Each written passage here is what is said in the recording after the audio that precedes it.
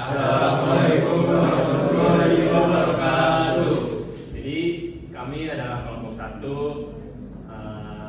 mata kuliah Machine Learning F51. Sini kami akan mempresentasikan proyek kami. Sebelum itu, izin saya memperkenalkan kelompok saya. Dimulai dari Saya Bayu Haji Pradana. Saya Sherlock Foresi. Saya Amanda Syamawan. saya Rainari Muzaki. Saya Dimas Hendri Pamungkas. Saya Abdul Najjar. Saya Farji Abdurrahman. Jadi proyek kami kelompok 1 itu berjudul peningkatan performa model algoritma klasifikasi dengan beralasan hybrid sampling Smart N menggunakan dataset diabetes dari BSS 2015. Nah, sumber yang kita pakai di sini datasetnya dari CDC Diabetes Health Indicators yang dimana memiliki 253.680 baris atau instances dan memiliki 21 kolom atau fitur dan 1 target. Nah, terus yang kita gunakan di sini Google Colab. Lalu ya libraries-nya yang kita pakai Pandas, Matplotlib, Seaborn, NumPy dan juga scikit-learn. Algoritma yang kita pakai sini adalah Forest, XGBoost Classifier sama Decision Tree. Selanjutnya, nah di sini metode yang kita pakai mulai dari pengumpulan dataset yang kita pakai itu sumbernya dari Kaggle, terus data preprocessing, hybrid sampling menggunakan Smart N, terus hyperparameter tuning, model training menggunakan 3 algoritma tadi, terus model evaluation. Di sini saya akan menjelaskan resampling Smart N. Smart N merupakan gabungan oversampling Smart yang menggunakan sampel sintesis untuk kelas minoritas dan undersampling N yang membersihkan noise atau distance yang salah tangga berdasarkan nearest neighbor.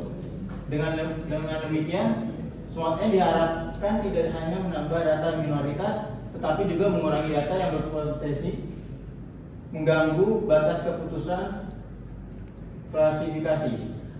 Dan di sini ada kepanjangan dari SMOT yang artinya Synthetic Minority Oversampling Technique.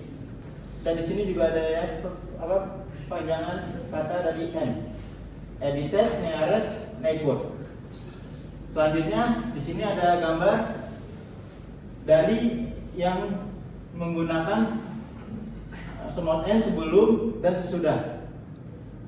Nah, pada gambar di sebelum menggunakan Smart N, data tidak diabetesnya dengan diabetesnya tidak jauh dari kata lebih banyak data diabetes daripada diabetes dengan kata target lebih jauh. Dan selanjutnya menggunakan Smart N, data diabetes lebih banyak dari tidak diabetes dan menjadi seimbang.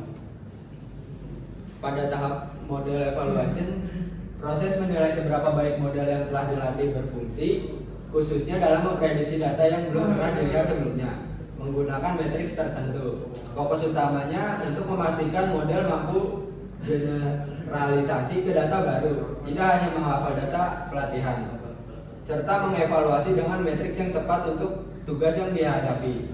Strateginya menggunakan fungsi train and evaluate untuk melatih sekaligus mengevaluasi akurasi, precision, recall, dan F1 score dan confusion matrix dalam bentuk visual.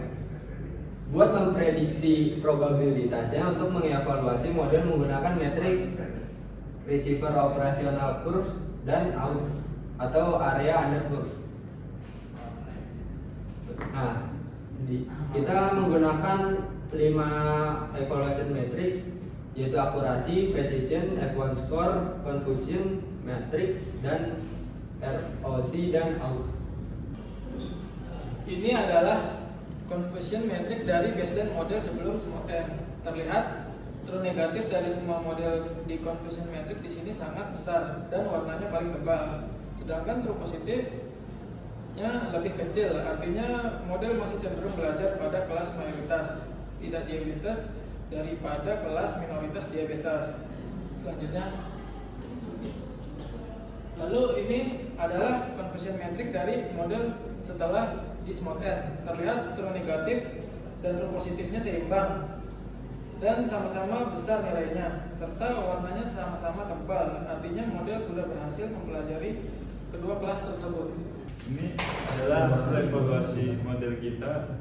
Kita menggunakan 3 model. Yang pertama tuh ada random forest, terus yang kedua tuh ada XGBoost classifier, terus yang ketiga tuh ada regression tree. Terus yang pertama tuh ada random forest, jadi akurasinya ada 85,98%. Terus ada random forest plus resampling, yaitu nambah dia menjadi 9,79%. Terus ada random forest plus grade searching CV, yaitu minus 0,21%. Terus ada random forest plus sampling plus grade search CV, yaitu menambah 9,84%. Terus yang kedua ini ada model XGBoost classifier, yaitu menatap menjadi 86,71%.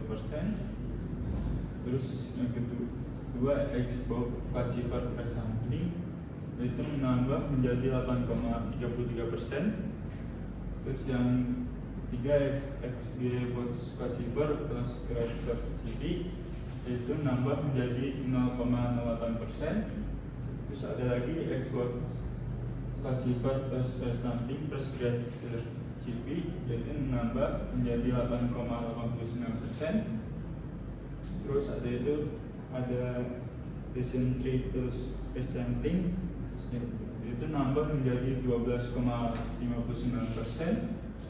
Terus habis itu ada regression tree plus grade search CV, itu menambah menjadi 0,03%. Terus habis itu ada regression tree plus resampling plus grade CV, itu menambah menjadi 12,86%. Terus di sini ada ROC curve dan AUC score. ROC atau receiver operation characteristic adalah kurva yang menunjukkan performa model dalam membedakan kedua kelas atau diabetes dan tidak diabetes. Terus di sini ada lagi AUC atau area under curve, adalah nilai yang memberikan peluang model dalam memprediksi orang yang benar-benar sakit lebih tinggi daripada peluang model dalam memprediksi orang yang benar-benar sehat. Ini adalah hasil dari base model sebelum menggunakan smart n. Nah, di sini juga bisa kita lihat dari kurva ROC curve ini, yaitu performa model masih cukup moderat. Di sini XGBoost masih di angka yang paling besar, terus disusul sama random forest juga. Terus paling rendahnya di sini ada regression tree. Nah, kurva ini dihasilkan masih memiliki jarak yang cukup jauh dari kotak kiri atas, yang artinya model ini masih memiliki ruang besar untuk ditingkatkan kemampuannya dalam memeriksi mana diabetes, mana tidak. Nah, selanjutnya ini kurve ditambah dengan smart n. Di sini bisa kita lihat hasilnya menggunakan smart n itu dari tiga-tiganya ini, dari random forest, XGBoost, dan regression tree ini sudah hampir sempurna mendekati ke pojok kiri atas yang memiliki arti sudah cukup sempurna. Jadi gunanya ditambahin smart n ini agar hasilnya itu bisa lebih jelas. Pada kesimpulannya, proyek ini merupakan bahwa data set indikator kesehatan untuk prediksi diabetes memiliki ketidakseimbangan kelas yang signifikan. Dan kondisi ini menyebabkan model baseline cenderung bias terhadap kelas mayoritas sehingga recall untuk kasus diabetes rendah. Penerapan hybrid resampling smart n mampu memperbaiki masalah tersebut dan meningkatkan performa secara konsisten pada 3 model yang diuji, yaitu decision tree, random forest, dan XGBoost. Berdasarkan evaluasi akurasi precision, recall F1 score, dan ROC AUC, Mode terbaik adalah Random Forest dan A+ Smooth N dengan performa tinggi dan keseimbangan metrik yang kuat untuk kebutuhan deteksi dini, meminimalkan kasus diabetes yang terlewat. Mengapa Smooth N meningkatkan kinerja? Peningkatan performa setelah Smooth N dapat dijelaskan melalui dua mekanisme utama. Yang pertama adalah Smooth melihat titik-titik data yang berdekatan lalu menciptakan titik data baru di antara mereka, yaitu interpolasi. Yang kedua, setelah Smooth selesai, N masuk sebagai tukang bersih-bersih. Dia mengecek setiap data, baik data asli maupun buatan. Jika ada data kelas 9 yang dikelilingi mayoritas oleh data kelas 1 atau sebaliknya, N menganggap itu sebagai noise atau data yang membingungkan. N akan membuang data tersebut. Sekian dari presentasi kami. Kurang lebihnya mohon maaf.